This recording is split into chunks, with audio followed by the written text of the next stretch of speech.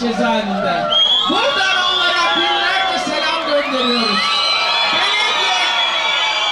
Belediye eş başkanlarımıza binlerce selam gönderiyoruz. Bu kayyumları göndereceğiz.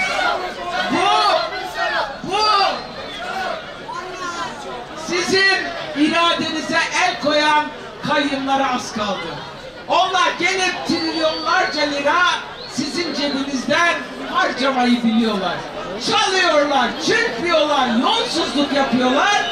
Sonra da biz halk iradesini temsil ediyoruz diyorlar. Kayyımlara da az kaldı. Merak etmeyin. Onlar da hesap verecek. Onlar da size şu yolları böyle yürütüyorlar ya size.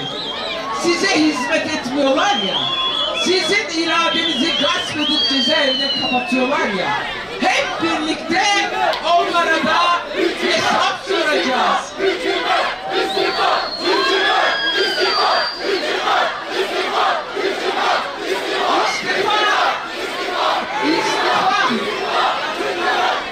İstifa etmesinler artık. Onlar etmesin, etmiyorlar. İstifa erdemli bir iştir. Utanır insan. Onlarda utanma yok ki. Onların yüzü kalmıyor ki. Bu erdem yok onlarda. Ama onlar istifa etmesin, günlerini beklesinler. Onları siz göndereceksiniz, siz.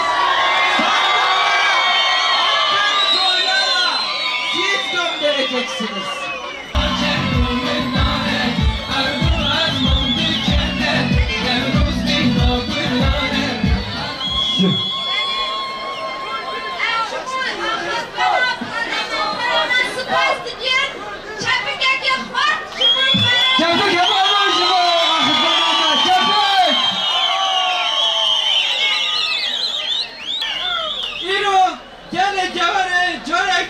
Nişadoku, çarte gulane, ame ve faşizmi bu havralı başına.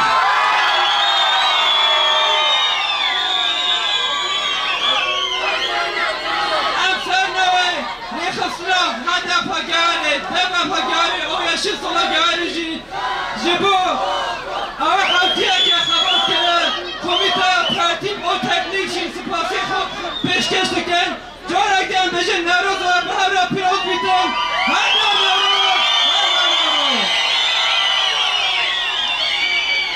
Şubu ahvatına her seruk em spas diken, çepike ki xvat şubu hevane şoreş.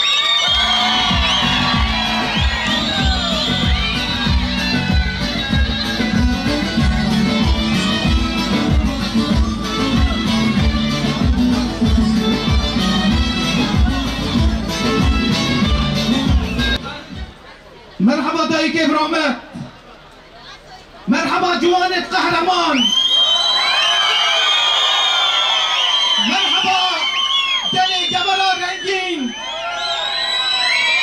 نوروزا و پیروز به